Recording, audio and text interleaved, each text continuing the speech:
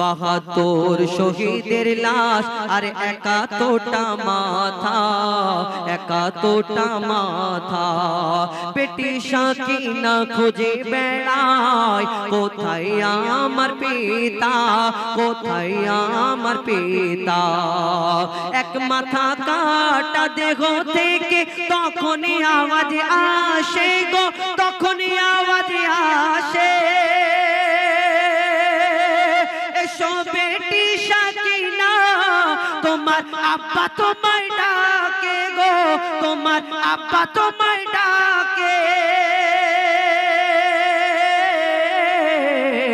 মোর দেহ থেকে নিল মাথা কেটে, মোর দেহ থেকে মাথা কেটে নিয়ে গেল ওই এজিদের গোলাম। সে মারো মারওয়ার পিতার লাশ দেখে গো, পিতার লাশ দেখে সাকিনা মাথা ঠোকে ইমাম হোসেনের সিনায়। দেখে আরশ কেঁপে যায়, দেখে আরশ কেঁপে যায়। এই দুনিয়াতে ইমাম হুসাইনের যারা মহিলারা ছিল ঘরে, আমার নবীর ঘরের মহিলারা যারা সেখানে উপস্থিত ছিল, তারপরে তাদেরকে টানতে টানতে এজিদের দরবারে নিয়ে যাওয়া হলো। সেখানে কি ঘটনা ঘটেছিল কবি ছন্দের মাধ্যমে আরো কি লিখছে দেখুন। ইমাম হোসেনের বিবি বেটি আর জৈনবদের ধরে, জৈনবদের ধরে কারবালা থেকে নিয়ে যাবে এজিদের দরবারে, এজিদের দরবারে। কেমন করে নিয়ে যাবে? তাদের হাতে বেড়ি গলায় দড়ি দিয়ে এজিদ সেনা টানতে থাকে, এজিদ সেনা টানতে থাকে। বোকা প্যাসায় অসহায় হোসেনের খানদান কাঁদতে থাকে, হোসেনের খানদান কাঁদতে থাকে। এজিদ সেনা পৌঁছালো যখন কুফা নগরে গো, এজিদের দরবারে। আওলাদে নবীদের উপরে সবাই অত্যাচার করে গো, সবাই ঝাঁপিয়ে পড়ে। গরম পানি ছোড়ে কেহ পাথর মারে, গরম পানি ছোড়ে পাথর মারে, আঘাত করে শুধু রক্ত ঝরে যায়, শুধু রক্ত ঝরে যায়। এ রক্ত নয় গো, এ রক্ত নয়, এ রক্তের সুগন্ধ ছিল আমার নবীর সারা গায়। দেখে আরশ কেঁপে যায়, দেখে আরশ কেঁপে যায়। যখন সেখানে পৌঁছালো ছোট্ট বেটি, যখন সেখানে গিয়ে বললাম আমরা 3 দিন খানা পিনা এই দুনিয়াতে পানি পান করিনি, 3 দিন খানা খাইনি, ভোকা পিয়াসায় অবস্থায় আছি। তখন সেখানে হুকুম করা হলো যে সিপাহীদের হুকুম করা হলো মা সাকিনার সামনে একটা শাহী খাবারের থালা দেওয়া হোক, অর্থাৎ একটা থালার মধ্যে খাবার রেখে সেই খাবারের উপরে কাপড় ঢাকা দিয়ে মা সাকিনার সামনে সেদিন ধরেছিল। সত্যি সেদিন প্লেটের মধ্যে করে খাবার দিয়েছিল না, মা সাকিনার সামনে সেদিন কেমন ভাবে অত্যাচার করা হলো, সেই প্লেটের মধ্যে করে কি দিয়েছিল সেই সম্পর্কে আরো কি লিখছে দেখুন। সেই ফরমাইশ মোতাবেক ইমাম হুসাইনকে নিয়ে 72 শহীদের লাশ 71 মাথা, সেই ঘটনামূলক গজল কবি ছন্দের মাধ্যমে অতি মূল্যবান কথাই লিখছে দেখুন। কারবালার ময়দানে ইমাম হুসাইনকে শহীদ করা হলো, কারবালার ময়দানে কেমন ভাবে অত্যাচার করা হলো, কেমন ভাবে নির্মম ভাবে হত্যা করা হলো।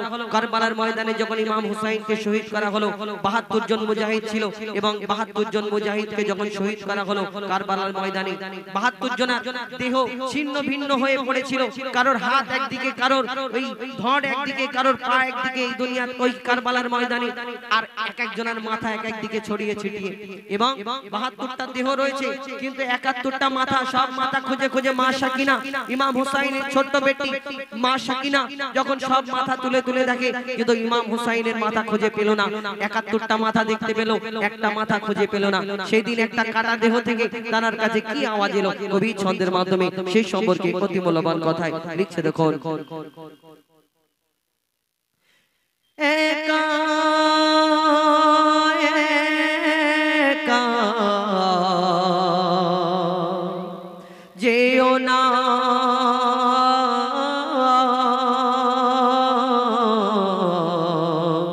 ও গো সকিনা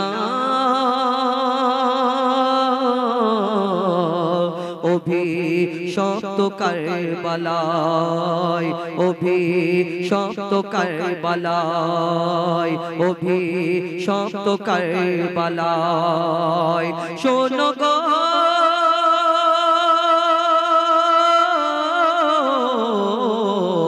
মাশাকে নাকাদে পিতা হোসেনের মায়ায় মাশাকে নাকাদে পিতা হোসেনের মায়ায় ওই নিঠুর কারবালায় কাঁদে হায় হায় গো কাঁদে হায় হায় আর তোর পায়ে বলে মোর আবা কোথায় ওই নিঠুর কারবালায় ওই কঠোর কারবালায় মাশাকে নাকাদে কবি ছন্দের মাধ্যমে আরো কি লিখছে দেখো ৭২ শহীদের লাশ আর ৭১টা মাথা ৭১টা মাথা বেটি সাকিনা খুঁজে বেড়ায় কোথায় আমার পিতা কোথায় আমার পিতা এক মাথা কাটা দেহ থেকে তখনই আওয়াজ আসে গো তখনই আওয়াজ আসে বেটি সাকিনা তোমার আব্বা তোমায় ডাকে গো তোমার আব্বা তোমায় ডাকে মোর দেহ থেকে নিল মাথা কেটে মোর দেহ থেকে মাথা কেটে নিয়ে গেল ওই এজিদের গোলাম সে মারো মারওয়ার পিতার লাশ দেখে গো পিতার লাশ দেখে সাকিনা মাথা ঠোকে ইমাম হোসেনের সিনায় দেখে আরশ কেঁপে যায় দেখে আরশ কেঁপে যায় এই দুনিয়াতে ইমাম হুসাইনের যারা মহিলারা ছিল ঘরে আমার নবীর ঘরের মহিলারা যারা সেখানে উপস্থিত ছিল তারপরে তাদেরকে টানতে টানতে এজিদের দরবারে নিয়ে যাওয়া হলো সেখানে কি ঘটনা ঘটেছিল কবি ছন্দের মাধ্যমে আরো কি লিখছে দেখো ইমাম হোসেনের বিবি বেটি আর জৈনবদের ধরে জৈনবদের ধরে কারবালা থেকে নিয়ে যাবে এজিদের দরবারে এজিদের দরবারে কেমন করে নিয়ে যাবে তাদের হাতে বেড়ি গলায় দড়ি দিয়ে এজিদ সেনা টানতে থাকে এজিদ সেনা টানতে থাকে বোকা প্যাসায় অসহায় হোসেনের খানদান কাঁদতে থাকে হোসেনের খানদান কাঁদতে থাকে এজিদ সেনা পৌঁছালো যখন কুফা নগরে গো এজিদের দরবারে আওলাদে নবীদের উপরে সবাই অত্যাচার করে গো সবাই ঝাঁপিয়ে পড়ে গরম পানি ছোড়ে কেহ পাথর মারে গরম পানি ছোড়ে পাথর মারে আঘাত করে শুধু রক্ত ঝরে যায় শুধু রক্ত ঝরে যায় এই রক্ত নয় গো এই রক্ত নয় এই রক্তের সুগন্ধ ছিল আমার নবীর সারা গায় দেখে আরশ কেঁপে যায় দেখে আরশ কেঁপে যায় যখন সেখানে পৌঁছালো ছোট্ট বেটি যখন সেখানে গিয়ে বললাম আমরা 3 দিন খানা পিনা এই দুনিয়াতে পানি পান করিনি 3 দিন খানা খাইনি ভোকা পিয়াসায় অবস্থায় আছি তখন সেখানে হুকুম করা হলো যে সিপাহীদের হুকুম করা হলো মা সাকিনার সামনে একটা শাহী খাবারের থালা দেওয়া হোক অর্থাৎ একটা থালার মধ্যে খাবার রেখে সেই খাবারের উপরে কাপড় ঢাকা দিয়ে মা সাকিনার সামনে সেদিন ধরেছিল সত্যি সেদিন প্লেটের মধ্যে করে খাবার দিয়েছিল না মা সাকিনার সামনে সেদিন কেমন ভাবে অত্যাচার করা হলো সেই প্লেটের মধ্যে করে কি দিয়েছিল সেই সম্পর্কে আরো কি লিখছে দেখো অহংকারী এজিদ বসে বলে সোনার সিংহাসনে, সোনার সিংহাসনে তোমাদের মাঝে কে সাকিনা, এসো আমার সামনে, এসো আমার সামনে। মা সাকিনা এগিয়ে এসে বলে আমি হোসেনের বেটি, হোসেনের বেটি। তিন দিন মোরা ভোকা প্যাসায় খাইনি পানি রোটি, খাইনি পানি রোটি। এজিদ বলে নিয়ে এসো সাকিনার তরে শাহী খাবার গো, সাকিনার তরে শাহী খাবার। এক থালার উপর কাপড় ঢেকে রাখে সামনে সাকিনার গো, রাখে সামনে সাকিনার। দেখে থালায় ঢাকা পিতার কাটা মাথা, দেখে থালায় ঢাকা হোসেনের কাটা মাথা, দেখে থালায় ঢাকা কাটা মাথা। দেখে সাকিনা কেঁদে বেহুশ হয়ে যায়। এ দৃশ্য দেখে গো,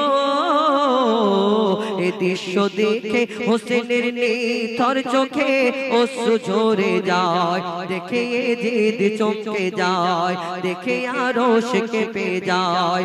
মা সাকিনা কাঁদে পিতা হোসেনের মায়া, মা সাকিনা কাঁদে পিতা হোসেনের মায়ায়। ওই নিঠুর কারবালায় কাঁদে হায় হায় গো, কাঁদে হায় হায় আর তোর পায় বলে মোর আবা কোথায়। ওই নিঠুর কারবালায়, ওই কঠোর কারবালায়, ওই নিঠুর কারবালায়।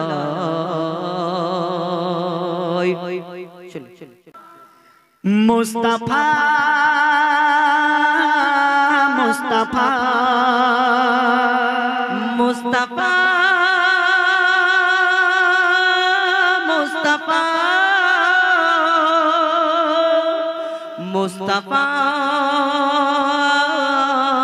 মুস্তাফা মুস্তাফা মুস্তাফা ইয়া নবী মুহাম্মদ ইয়া রাসূল মুহাম্মদ ইয়া নবী মুহাম্মদ ইয়া রাসূল মুহাম্মদ। তুমি মোর শাফায়াত, তুমি মোর শাফায়াত, তুমি মোর শাফায়াত, তুমি মোর শাফায়াত। ইয়া নবী মুহাম্মদ ইয়া রাসূল মুহাম্মদ ইয়া নবী মুহাম্মদ ইয়া রাসূল মুহাম্মদ। তুমি মোর শাফায়াত, তুমি মোর শাফায়াত, তুমি মোর শাফায়াত, তুমি মোর শাফায়াত।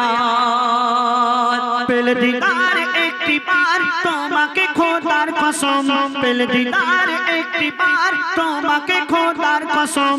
কলিজার খুন দিয়ে তখন ধোয়াবো তোমার কদম, পেলে দিদার একটি বার তোমাকে খোদার কসম। কলিজার খুন দিয়ে তখন ধোয়াবো তোমার কদম। ওয়াইজ কুরুনি দেখেনি ভাঙে ইশকে সকল দাঁত, ওয়াইজ কুরুনি দেখেনি ভাঙে ইশকে সকল দাঁত। তুমি মোর শাফায়াত, তুমি মোর শাফায়াত, তুমি মোর শাফায়াত, তুমি মোর শাফায়াত। ইয়া নবী মুহাম্মদ ইয়া রাসূল মুহাম্মদ ইয়া নবী মুহাম্মদ ইয়া রাসূল মুহাম্মদ। তুমি মোর শাফায়াত, তুমি মোর শাফায়াত, তুমি মোর শাফায়াত, তুমি মোর শাফায়াত।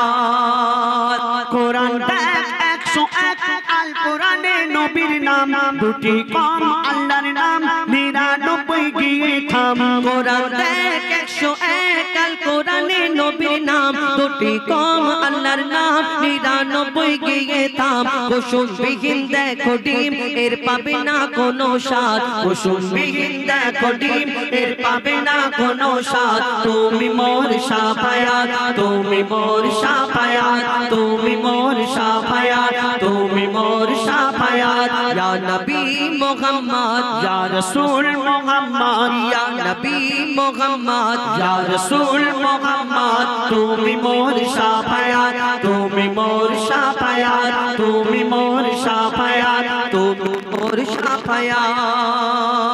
कमली वाला तू पहला तुम्हार प्रेमे का दिया, कमली वाला तू पहला तुम्हार प्रेमे का दिया, एमे हन्नन दे बेजान तुम्हार इश्क का दिया। कमली वाला तू पहला तुम्हार प्रेमे का दिया, एमे हन्नन दे बेजान तुम्हार इश्क का दिया।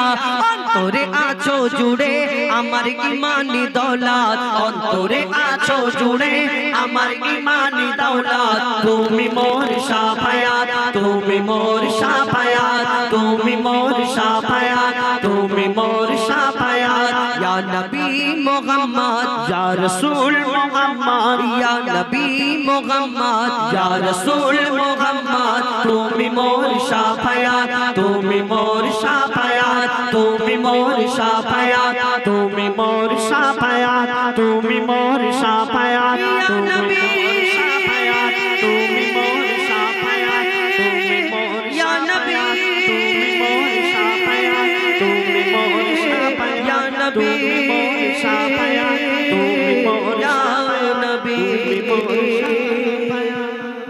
নারে তাকবীর। ও বাবা রে, কি আওয়াজ!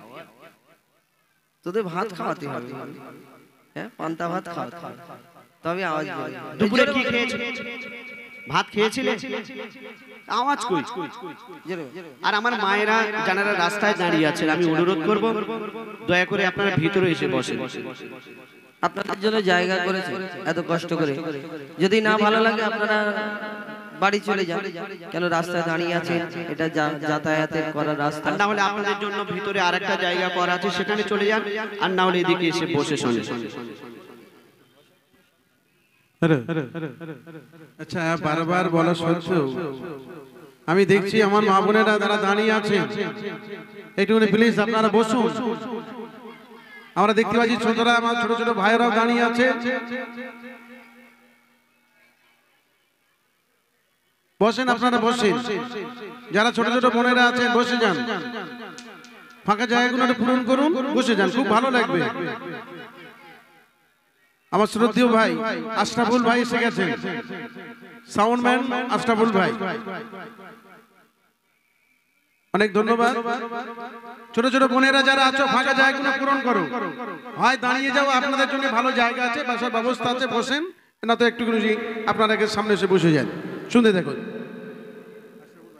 আশরাফুল ভাই আমাদের সাউন্ড সম্রাট, গজলের সম্রাট হয়, অনেক রকম সম্রাট হয়, আমাদের বক্তা সম্রাট হয়, আমাদের সাউন্ড সিস্টেম জানেন, আমাদের খুব কাছের মানুষ আশরাফুল ভাই, আমাদের অনেক অনেক ধন্যবাদ তাকে। তো এখন আমাদের আমরা সিঙ্গেল কণ্ঠে দুটো একটা গজল বলি, তারপরে ইনশাল্লাহ আবার ডুয়েট কণ্ঠে আপনারা যেমন বলবেন। এবং আমাদের লাইভেতে অনেক অনেক মানুষ দেখছেন, আমাদের ইউটিউব চ্যানেলে লাইভ হচ্ছে, আমাদের ফেসবুক পেজ থেকে আমাদের লাইভ দেওয়া হচ্ছে, এবং অনেকজন অনেক গজল ফরমাইশ করছেন।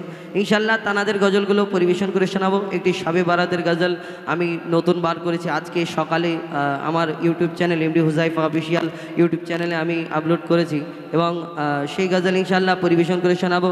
আমার অনেক ভাইরা ফোন মেসেজ করেছেন, হাবিল কাবিল প্রশ্ন করে হাওয়া আদমকে, তোমরা আমাদের বাপ মা, তোমাদের মা বাপকে, এবং ইনশাল্লাহ আপনাদের মনের মতো কিছু গজল আপনারা বলবেন, সেইরূপ পরিবেশন করে শোনাবো। এখন সিঙ্গেল কণ্ঠে আমরা আবুল কালাম দুটো একটা সিঙ্গেল বলুক, তারপরে আমি আবার আসবো সিঙ্গেল কণ্ঠে আপনাদের সম্মুখে কিছু ঘটনামূলক গজল তুলে ধরবো।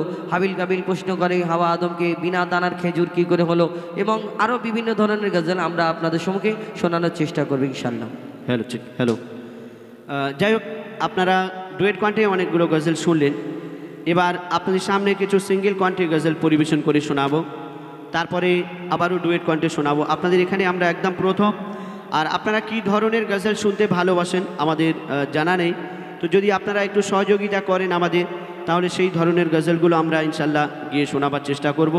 আর যারা আসছেন এসে রাস্তায় না দাঁড়িয়ে আপনারা মেহফিলের মধ্যে এসে বসে গজল শুনবেন দয়া করে।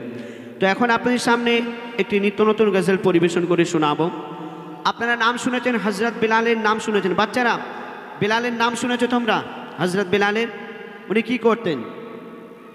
হ্যাঁ, আজান দিতেন। মাশাআল্লাহ, হযরত বিলাল তিনি আজান দিতেন, মধুর সুরে আজান দিতেন। তানার আজান আরশে মুআল্লায় পৌঁছানোর পর সকাল হতো। হযরত বেলাল নবীজির আশিক ছিলেন, নবীজির সাহাবা ছিলেন, আর তিনি খুব গরিব ছিলেন। তিনি বেদিনদের কাছে কাজ করতেন, দাসত্বগিরি করতেন। তিনি সব সময় পবিত্র অবস্থায় থাকতেন এবং আমার নবীজির নামে দরুদ পাঠ করতেন। তো হযরত বেলাল বেদিনদের কাছে কাজ করতে করতে তিনি সব সময় আল্লাহ আল্লাহ করতেন, নবী নবী করতেন। তো বেদিন যখন শুনলো বেলাল সব সময় আল্লাহ আল্লাহ করে, নবী নবী করে, একদিন হযরত বেলালকে ডেকে অনেক ধমক দিল। বেলাল, তুমি যদি আল্লাহ আল্লাহ করো, নবী নবী করো, তাহলে আমরা তোমাকে অনেক শাস্তি দেব, আর তুমি যে কাজ করছো এই কাজের বিনিময় কিছুই দেওয়া হবে না। আর তুমি যদি আল্লাহকে ভুলে যাও, নবীকে ভুলে যাও, কলেমাকে ভুলে যাও, তাহলে আমরা তোমাকে অনেক সোনা দানা দেব, অনেক সম্পত্তি দেব, এবং আমরা তোমাকে আজাদ করে দেব। তো এই কথা শোনার পর হযরত বেলাল সেই বেদিনদের কি উত্তর দিলেন কবি ছন্দের মাধ্যমে লিখছে, শুনুন। সোনা দানা হীরা মোতি, সোনা দানা হীরা মোতি, সোনা দানা হীরা মোতি, কিছুই আমি চাই না। কেন? আমি আমার দয়ার নবীর ভালোবাসায় দিবানা, আমি আমার দয়ার নবীর ভালোবাসায় দিবানা। সোনা দানা হীরা মোতি, সোনা দানা হীরা মোতি, কিছুই আমি চাই না। আমি আমার দয়ার নবীর ভালোবাসায় দিবানা, আমি আমার দয়ার নবীর ভালোবাসায় দিবানা। সোনা দানা হীরা মোতি, সোনা দানা হীরা মোতি, কিছুই আমি চাই না। আমি আমার দয়ার নবীর ভালোবাসায় দিবানা, আমি আমার দয়ার নবীর ভালোবাসায় দিবানা। দিবানা দিবানা নবীজির দিবানা, আমি আমার দয়ার নবীর ভালোবাসায় দিবানা, আমি আমার দয়ার নবীর ভালোবাসার দিবানা। কেন দিবানা? কেন আমার নবীজিকে ভালোবাসতেন হযরত বেলাল? বলছে শুনুন। সাক্ষী দিল সব সাহাবা,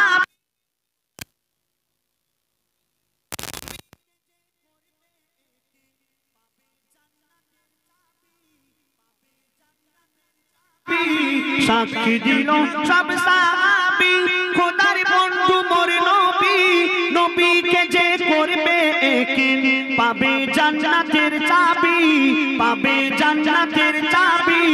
নবীজির শাফায়াত ছাড়া, নবীজির শাফায়াত ছাড়া মুক্তি কেহ পাবে না। আমি আমার দয়ার নবীর ভালোবাসায় দিবানা, আমি আমার দয়ার নবীর ভালোবাসায় দিবানা। সোনা দানা হীরা মোতি, সোনা দানা হীরা মোতি, কিছুই আমি চাই না। আমি আমার দয়ার নবীর ভালোবাসায় দিবানা, আমি আমার দয়ার নবীর ভালোবাসার দিবানা। কোরআন শরীফ আল্লাহ পাক 30 পারা কোরআন শরীফ পাঠিয়েছেন, আমার নবীজির উপরে নাজিল হয়েছিল। সেই কোরআন শরীফ আমার নবীজিকে উদ্দেশ্য করে কি বলছে শুনুন। কোরআন শরীফ এলান করে, কোরআন শরীফ এলান করে, বলে খোদা রহমান সৃষ্টিতে আর নেই কেহ মোর দয়ার হাবিবের সমান, দয়ার নবীর সমান। কোরআন শরীফ এলান করে, বলে খোদা রহমান সৃষ্টিতে আর নেই কেহ মোর দয়ার হাবিবের সমান, দয়ার হাবিবের সমান। মুহাম্মাদের নাম ছাড়া ইবাদত, মুহাম্মাদের নাম ছাড়া ইবাদত কারো কবুল হবে না। আমি আমার দয়ার নবীর ভালোবাসার দিবানা, আমি আমার দয়ার নবীর ভালোবাসার দিবানা। সোনা দানা হীরা মোতি, সোনা দানা হীরা মোতি, কিছুই আমি চাহি না, আমি আমার দয়ার নবীর ভালোবাসার দিওয়ানা, আমি আমার দয়ার নবীর ভালোবাসার দিওয়ানা। আপনার কাছে লক্ষ লক্ষ টাকা আছে, অনেক সোনা দানা, অনেক সম্পত্তি আছে, আপনার মনের ইচ্ছা আপনি হজে যাবেন, কিন্তু আল্লাহ পাক যদি আপনাকে তৌফিক না দান করেন, আল্লাহ পাক যদি আপনাকে না ডাকেন, আপনি কোনোদিন যেতে পারবেন না, কোনোদিন কাবা শরীফ তওয়াফ করতে পারবেন না, কোনোদিন নবীজির রওজা শরীফ জিয়ারত করতে পারবেন না। আপনি গরিব, আপনি অসহায়, আপনার কাছে টাকা পয়সা ধন দৌলত কিছুই নেই, যদি আল্লাহ পাক আপনাকে তৌফিক দান করেন, আল্লাহ পাক যদি আপনাকে ডেকে নেন, আপনি যে কোনো হালাতে আপনি পৌঁছে যাবেন।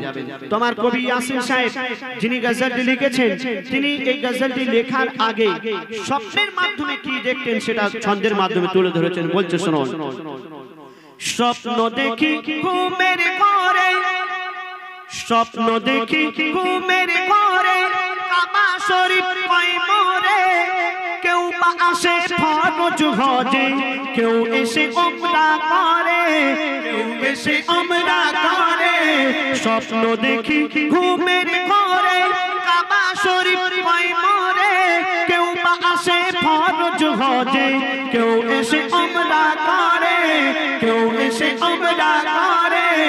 ইয়াসিন বলে না থাকলে কপালে, ইয়াসিন বলে না থাকলে কপালে, যাওয়া তো আর হবে না, আমি আমার দয়ার নবীর ভালোবাসায় দিওয়ানা, আমি আমার দয়ার নবীর ভালোবাসার দিওয়ানা।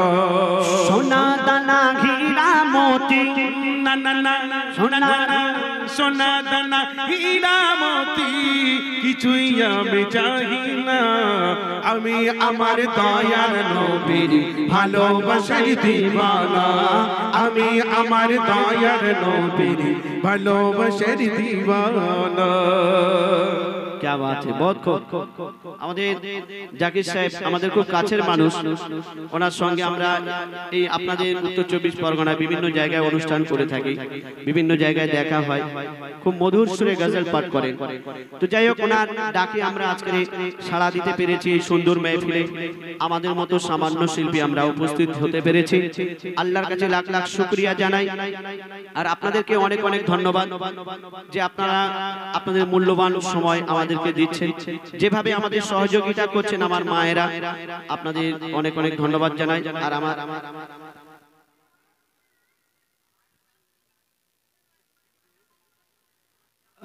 আরেকটি ছোট্ট করে গজল পরিবেশন করে শোনাবো। এক নবীজির আশিক, তার ইচ্ছা হয়েছে সে আমার নবীজির রওজা শরীফ জিয়ারত করতে যাবে, নবীজির রওজা শরীফ জিয়ারত করতে যাবে, আর হেঁটে হেঁটে যাবে।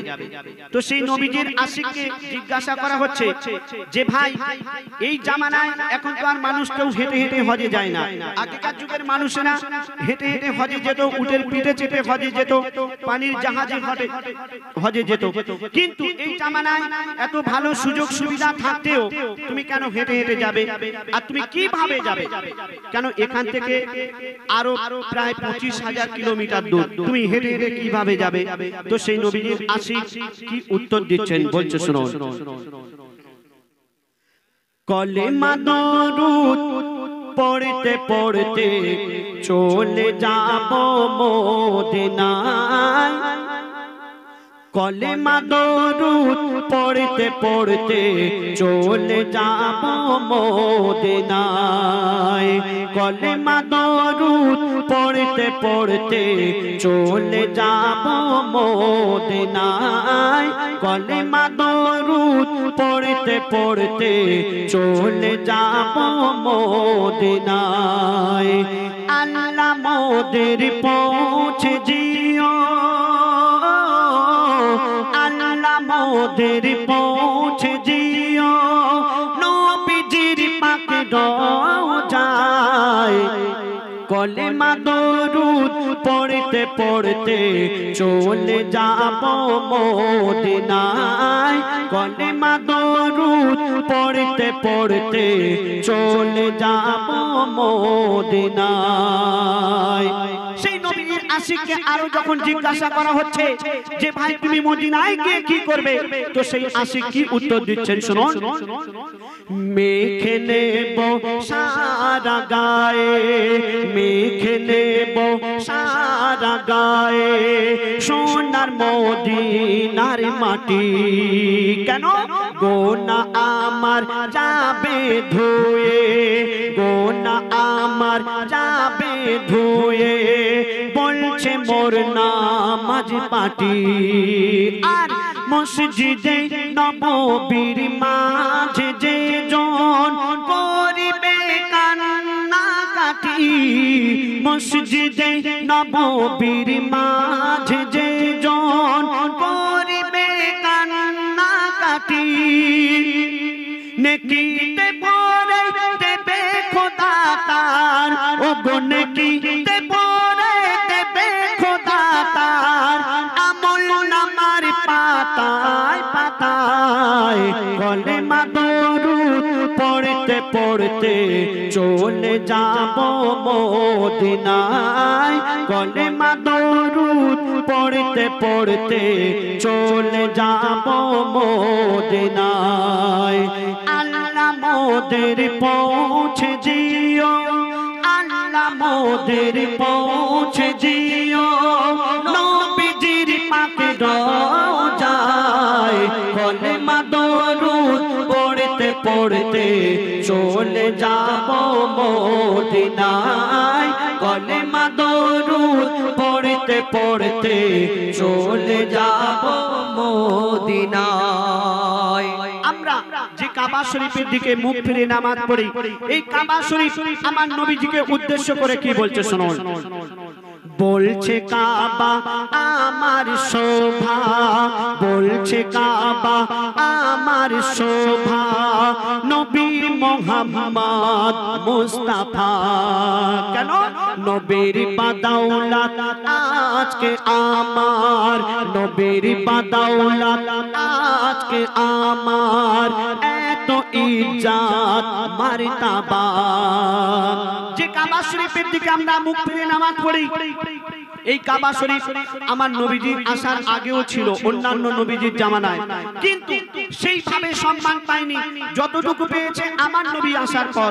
তো কাবা শরীফ আমার নবীজিকে উদ্দেশ্য করে কি বলছে শুনুন। বলছে কাবা আমার শোভা, নবী মুহাম্মদ মুস্তাফা। কেন? নবীর বাদাউলাত আজকে আমার, এত ইজ্জত মারতাবা।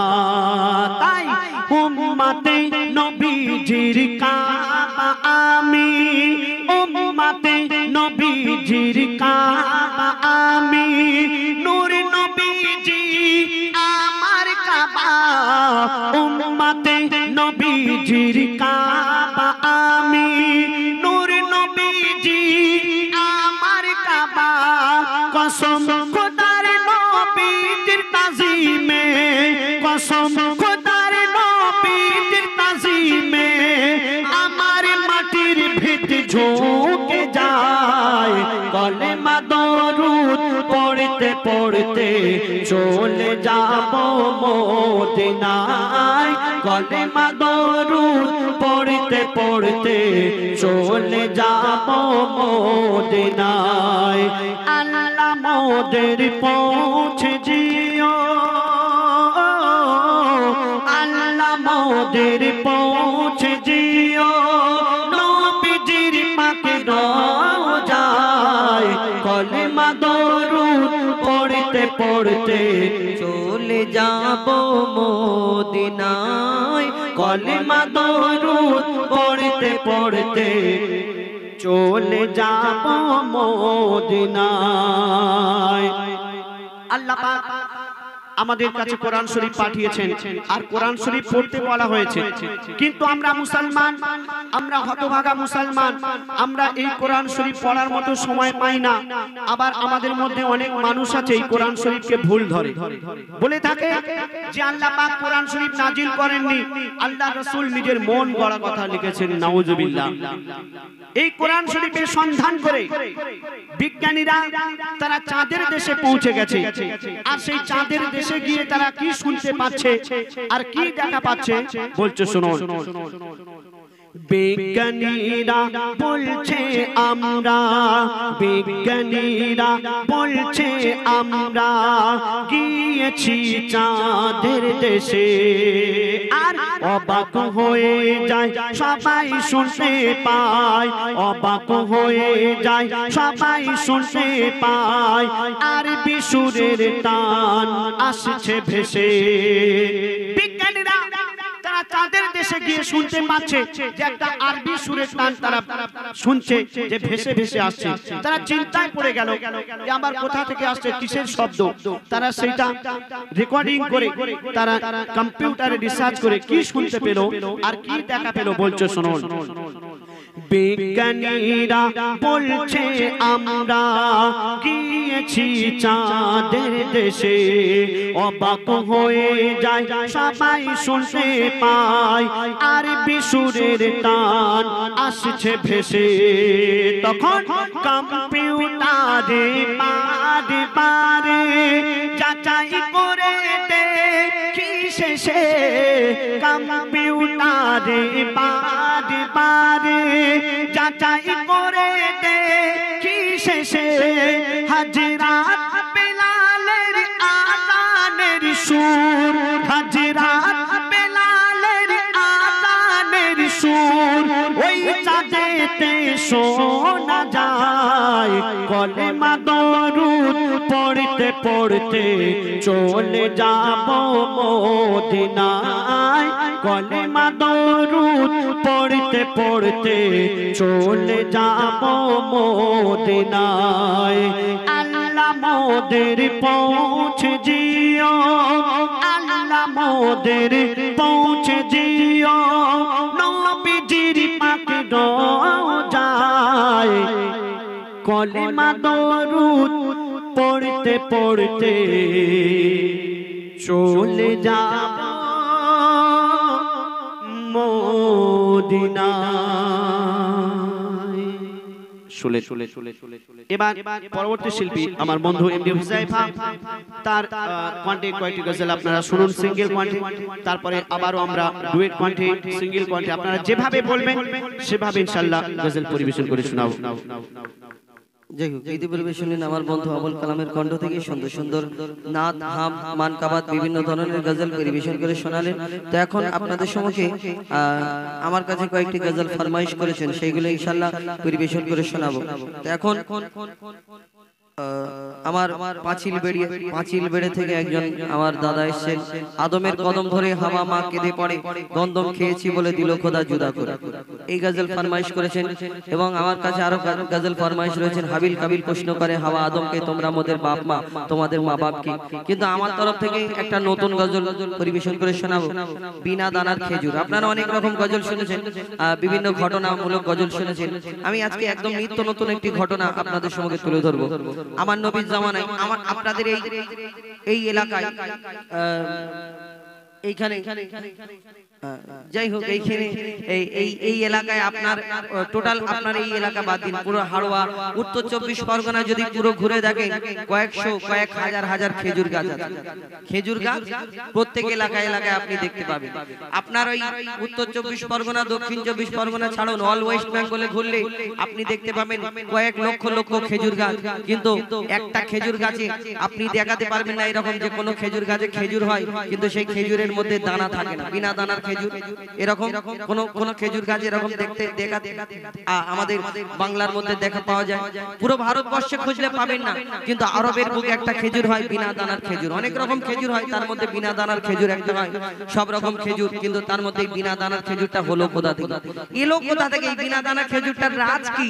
সেই ঘটনা ইনশাআল্লাহ আমার নবীর জামানায় একটা ঘটনা ঘটেছিল, সেই থেকে এই বিনা দানার খেজুর এখনো পর্যন্ত হয় আরবে। এখন আমরা খেয়ে থাকি সেই বিনা দানার আর খেজুরের ঘটনা ইনশাআল্লাহ আপনাদের সঙ্গে তুলে ধরবো। এখন আমার কাছে যেগুলো ফরমাইশ রয়েছেন, আদমের কদম ধরে হাওয়া মা কেঁদে পড়ে, তো সেই ইনশাআল্লাহ সেই গজল পরিবেশন করে শোনাবো। কবি ছন্দের মাধ্যমে লিখছে দেখুন, আল্লাহ পাক রব্বুল আলামিন পিতা আদম আর মা হাওয়াকে সৃষ্টি করে জান্নাতের মধ্যে পাঠালেন, বললেন সবকিছু জান্নাতের মধ্যে সবকিছু করবে, গন্ধম থেকে দূরে থাকবে, গন্ধম খাবে না। কিন্তু পিতা আদম আর মা হাওয়া ইবলিস শয়তানের ধোঁকায় ওয়াসওয়াসায় পড়ে ওই জান্নাতের মধ্যে গন্ধম খাওয়ার কারণে তাদের জান্নাতে রাখলেন না, দুনিয়ার মধ্যে পাঠালেন। কোথায়? পিতা আদমকে পাঠিয়েছিলেন শ্রীলঙ্কায়, মা হাওয়াকে পাঠিয়েছিলেন জেদ্দায়, তাদের মিলন হলো। সেইখানে কি বলা পাওয়া করলো কবি ছন্দের মাধ্যমে অতি মূল্যবান কথাই লিখছে দেখুন, আদমের কদম ধরে হাওয়া মা কেঁদে পড়ে, আদমের কদম ধরে হাওয়া মা কেঁদে পড়ে, গন্ধম খেয়েছে বলে দিল খোদা জুদা করে, আদমের কদম ধরে গো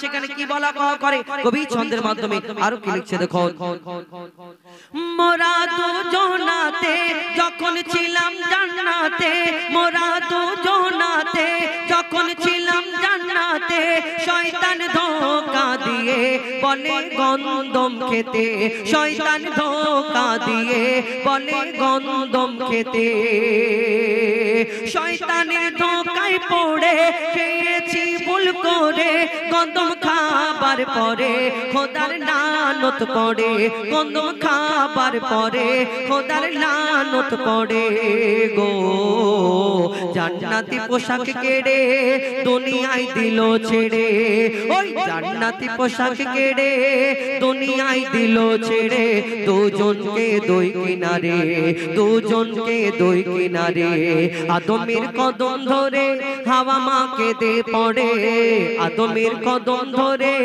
হাওয়া মা কেঁদে পড়ে, গন্ধম খেয়েছে বলে দিল খোদা জুদা করে, আদমের কদম ধরে গো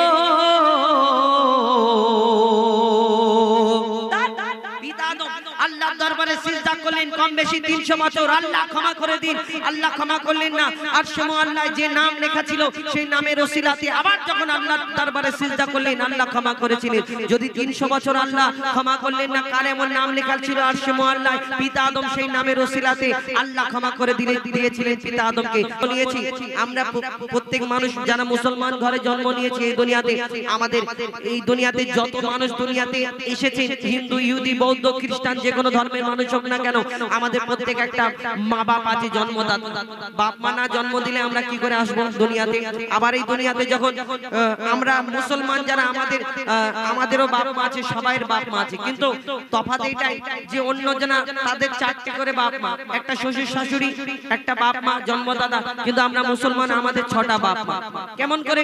একটা পিতা এই দুনিয়াতে আমাদের জন্মদাতা বাপ মা, একটা শ্বশুর শাশুড়ি 4টে, আবার আমাদের যখন আমাদের আরো একটা বাপ মা আছে, পিতা আদমকে পিতা বলি, মা হাওয়াকে মা বলি, কিন্তু কেন তাদের পিতা মাতা বলি? আমাদের জন্ম দিয়েছেন না, দুধ পান করিয়েছেন না, লালন পালন করেছেন না, কিন্তু তাদের পিতা মাতা বলি কেন বলি? সেই সম্পর্কে কবি ছন্দের মাধ্যমে আরো কি লিখছে দেখুন, বলছে আল্লাহ স্বয়ং ওই হাওয়া আদম, বলছে আল্লাহ স্বয়ং ওই হাওয়া আদম, তাদের মা বাপ ছিল না, তারাই মা বাপ প্রথম, তাদের মা বাপ ছিল না, তারাই মা বাপে আদমের কদম ধরে গো।